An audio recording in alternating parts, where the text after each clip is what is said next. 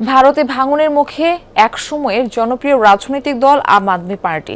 আলোচিত মুখ রাঘব চাড্ডা সহ রাজ্যসভার 2/3 সদস্যের বিজেপিতে যোগদানের পর অস্থিরতা বাড়ছে দলটিতে। পার্লামেন্টের রাজ্য প্রতিনিধিত্ব কমে যাওয়ায় আসন্ন পাঞ্জাব বিধানসভা নির্বাচনেও দেখা দিয়েছে আম আদমি পার্টির ভরাডুবির শঙ্কা। এমন অবস্থায় দলটি আরও 28 বিধায়কের দল ত্যাগের গুঞ্জন উঠেছে। সিলন টি রপ্তানিতে শীর্ষে। দুর্নীতি বিরোধী অবস্থান আর রাজনীতির গুণগত পরিবর্তনের প্রতিশ্রুতি দিয়ে 2012 সালে ভারতে অভিষেক হয় আম আদমি পার্টির। 1 বছর পরই দিল্লির বিধানসভা নির্বাচনে পায় অভাবনীয় সাফল্য। প্রথমবারই 70টির মধ্যে 28 আসনে জয়লাভ করে দলটি। কংগ্রেসের সাথে মিলে গঠন করে সরকারও। পরে তা ভেঙে গেলেও 2015 সালে একাই 70 আসনের 67টিতেই বিজয় কেতন ওড়ায় আম আদমি পার্টি।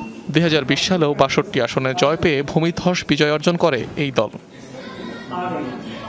হালের সেই জনপ্রিয় অরবিন্দ কেজরিওয়ালের দলটিকে এখন যেতে হচ্ছে খারাপ সময়ের মধ্য দিয়ে। পার্টির পরিচিত মুখ রাঘব চাড্ডা যখন যোগ দিচ্ছেন বিজেপিতে, সেই সুরে সুর মিলিয়েছে দলটির রাজ্যসভার আরও 6 সদস্য। সব মিলিয়ে রাজ্যসভার সাংসদের 2/3 এখন দলবদলের হাওয়ায় গা ভাসিয়েছেন। এমন অবস্থায় সাংগঠনিকভাবে অনেকটা শূন্য আম আদমি পার্টি। সংখ্যার অঙ্কে বিষয়টি অনেক গুরুত্বপূর্ণ। বর্তমান রাজ্যসভায় আম আদমি পার্টির সাংসদ 10 জন, যা কমে দাঁড়াচ্ছে মাত্র 3-এ। এর মধ্যে পাঞ্জাব থেকে নির্বাচিত সাংসদের সংখ্যাই বেশি, তাই আসন্ন পাঞ্জাব বিধানসভা নির্বাচনে এর সরাসরি প্রভাব পড়তে পারে। এছাড়াও রাজ্যের সাংগঠনিক শক্তি ও রাজ্যসভায় আম আদমি পার্টির প্রতিনিধিত্ব করার জন্য 2-3 জনের বেশি সাংসদ অবশিষ্ট থাকবেন না। ফলে পাঞ্জাবে দলটির আরও কিছু শক্তি ক্ষয় হতে পারে।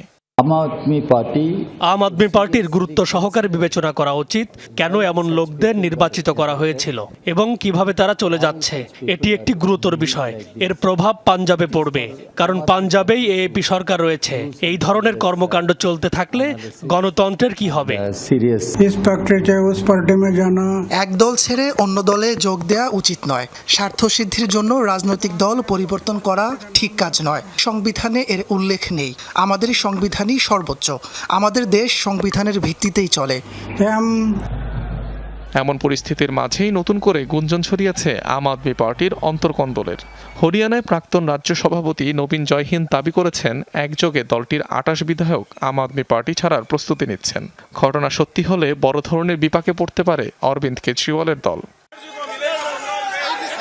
এর আগে দলীয় প্রধান অরবিন্দ কেজরিওয়াল সহ সতিন্দর জৈন, মানিশ সিসোদিয়া ও সঞ্জয় সিংয়ের মতো শীর্ষ নেতাদের মামলা দিয়ে হয়রানি করে আম আদমি পার্টিকে ভাঙার চেষ্টা করা হয়। অনিক রহমান, যমুনা নিউজ।